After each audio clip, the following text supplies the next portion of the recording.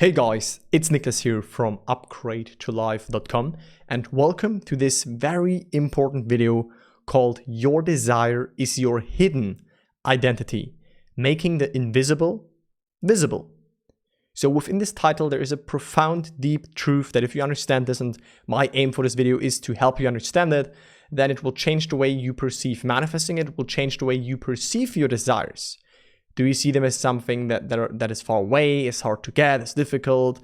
How do you see them actually, right? What does it mean if you desire something, and what does manifesting actually mean? What does happen? Because I see still a lot of people struggle when it comes about the terms like conscious manifesting or conscious creation, and they think, oh shit, like now, okay, I kind of like know what I want, and now I have to somehow create it and make it happen, and then they use willpower and all of this stuff. So this is not how this is supposed to be. This is not how it works. So let's just dive into this video and talk about what does it mean when I say that your desire is your hidden identity, and how you can make the invisible visible, which obviously, you know, comes with the meaning that the invisible is already there, like it is already there, and you make it visible. So let's talk about that. Now, here's my explanation. And first of all, the very important question that you have to ask yourself is, how do you perceive your desires, right? When a desire rises within you, and this can be anything. This can be the desire to meet up with friends. This can be the desire to live in a new apartment. This can be the desire to have like a new car. This can be the desire to be more healthy because you have like a bad health condition. It can be the desire for a relationship. It can be the desire to be debt-free and to be financially stable. It can be the desire to, you know, travel, having lavish lifestyle. Whatever it is, first of all, every desire is spiritual nature. So let no one tell you that your desires are wrong, or in a sense, you should not desire them, because every desire means expansion. Every desire means change and growth, and you grow within consciousness. So there's nothing wrong with desiring it or desiring something, but how do you perceive your desires? So is it something that you have to work towards and that you have to work hard for? You know, if you want that success, then you have to, you know, go through a year-long process of, you know, suffering, and it's painful, and you have to work for it, you have to earn it for yourself, and then you can finally give yourself the permission to feel successful.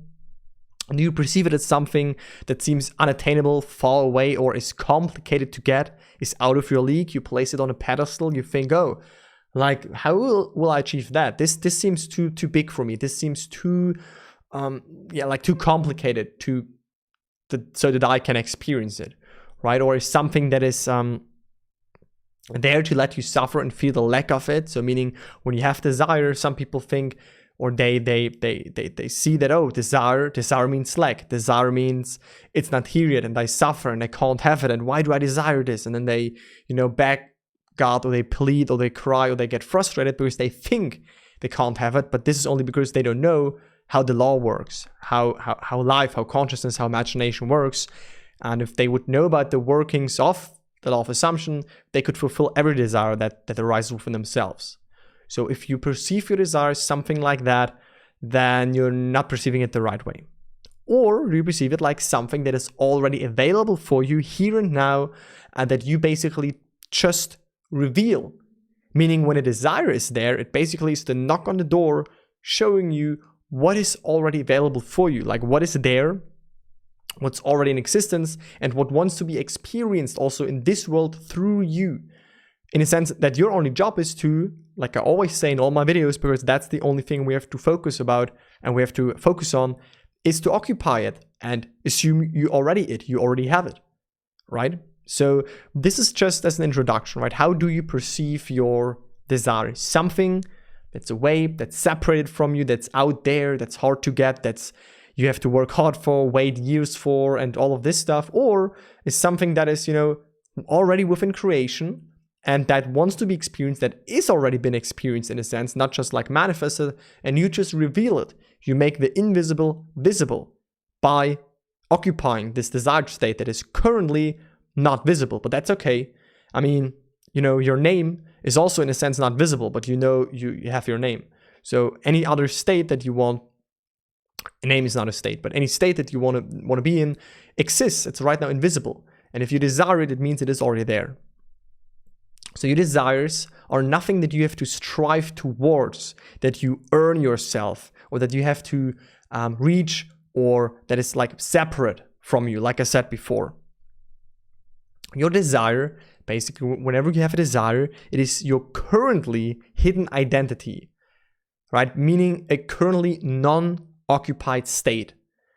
Only the states that you occupy can express. So if you don't occupy the state of being ill, being lacking right now, then it won't express. But this doesn't mean that it is not there. It is still there, right? The city still exists. But if you don't move in the city, you won't express it, right? You are the traveler moving through cities. And this is a metaphor for meaning you are the operant power moving through states. And therefore you determine in which state you stay, in which state, if you don't like a state, if you don't like the city, then you move, then you shift out of it, you move it. And again, if you have a desire, it basically is an already existing city or an already existing room within the infinite rooms of possibilities, within the infinite states that wants to be experienced through you. So you only have to invite it, you only have to let it in. So your desire is already a part of you, otherwise you could not desire it. You can never have a desire for something that is, not there yet, or that is, not available for you. That would be self-torture. That would mean suffering, right? If you had desires, but you could not fulfill them, then life would be in a sense suffering, because we would have all of those desires for this, for this, for this, for that. But if we could not manifest them and we would only be stuck and desiring, then what's the deal? What's the purpose of life then? But because you have new desires, you grow. So you have a desire to be this new version of yourself. You want to express yourself in this way. You have like this purpose that you have, and then you be like, oh, how would it be? How would it be if I would express that already? Who am I as the person that already has my goal, that already lives the ideal life, or has the ideal experiences that I want to have? And then you start to identify with that. You start to, in a sense, internally be this version of yourself so that it can express. But it is already part of you. That's the key point here, that the desire is not something lacking. It does not imply lack. It is basically just like a nudge. It's an indication on what's available for you, what's already true for you, just not manifested yet. So it is hidden, your hidden identity. It is invisible yet. So like I said, you can never desire something that's not already in existence within consciousness. And I tried to put this into this illustration because there's this great saying, this great quote from Neville, where he basically said that this is like, a sculptor when he looks at a formless piece of marble. This person, right, this sculpture, which is you, sees within this piece of marble already his masterpiece, right? So it is already there. But the current paradigm that most people come from, that most people think of how life works, is that, they think, okay, I'm this person, I'm this block of ice, I'm stuck and I'm in my present circumstances right now. And then I have my goals, I have my desires, I have my visions. And this is like my desire itself in its manifestations, but that is somewhere over there. That's somewhere outside, separated, far away, hard to get. This is how most people perceive things. This is how most people perceive life. And then they try to become it. And they try to change it and change this piece of marble and all of this stuff so that they can become it. That's one paradigm you can have, which is not really benefiting, which is not really easy. And yeah, why would you have this if you can also have this paradigm, which is the truth, which is that you are not this, you are not this block of ice. You are not like stuck. You are not this little ego. You are the awareness of being. You are this true self, this bigger self, this infinite consciousness, this infinite awareness, within which every possibility lays in, every possible state, every possible configuration of states, every possible reality, every possible room. Okay? So within that awareness, basically, your desired self and its manifestations, that is already within here. So I have this little, animation here so that you can see the only thing that you do is you reveal it, right? So the sculpture, he takes away the parts of the marble that hides the conception, that hides the desire, which is already there, which is already in existence, which is already within you. So realize that your desired state, if you want to be wealthy, if you want to be more wise, if you want to be more funny, more wanted, more confident in yourself, right? This is already within you. And the only thing you have to do is to accept that, to let it be and to allow it in, right? But if you, ignore it, you push it away, then you torture yourself, you suffer. Neville calls it even, then you sin. That's not what you should do. Every desire is there to be experienced through you, so you invite it and you let it in. And then the question is, obviously, and I already touched base on that a little bit, but I just pointed it out again, is how do I reveal my hidden identity? How do I reveal this unoccupied state that I want to occupy so that it expresses through me in this world? Now, first of all, obviously, we're speaking about the law of assumption. How you do it is by assuming that you are it now. You bring the wish fulfilled into the here and now. Right? You bring this relief, you bring this desired state, you bring the satisfaction of already being who you want to be, of already having what you want to have into the here and now. This is what Neville refers to when he says praying, right? The world believes that praying is something you do in church and stuff like that.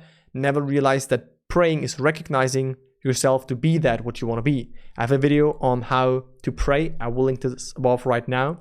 And I also have a really powerful video on explaining that you are already that which you want to be, right? Which basically refers to this marble and, piece of marble example. So also check out this video where I talk about that you are already the person that you want to be.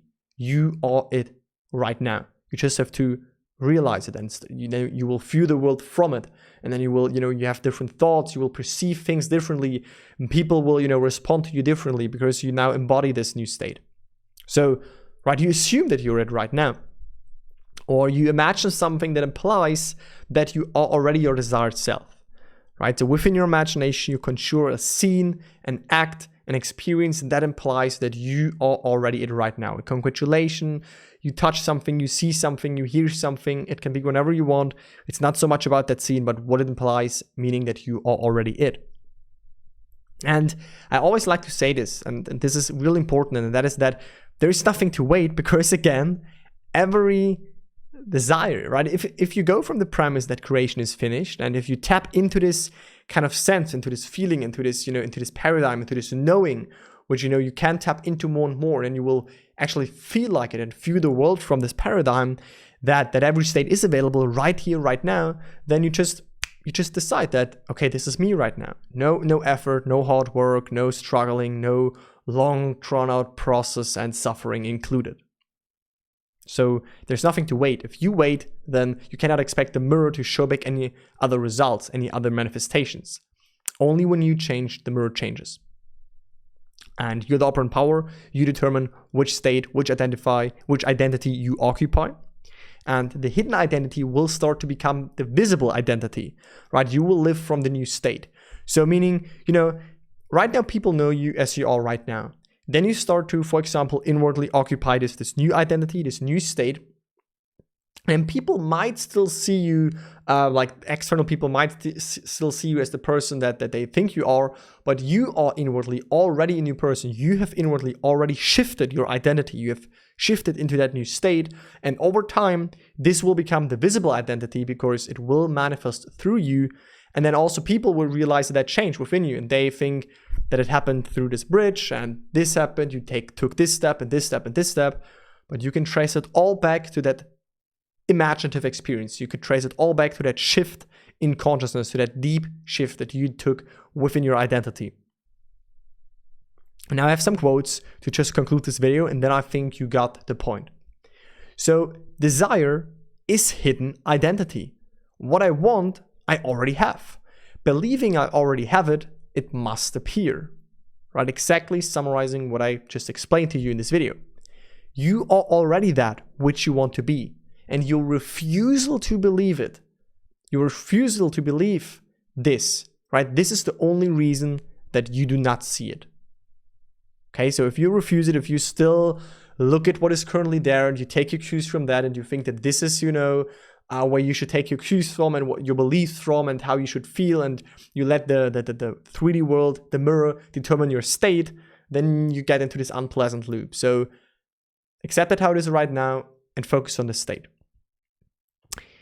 When the desire is upon you, that is the time to accept your wish in its fullness. Perhaps there are reasons why the urge is given to you at this time.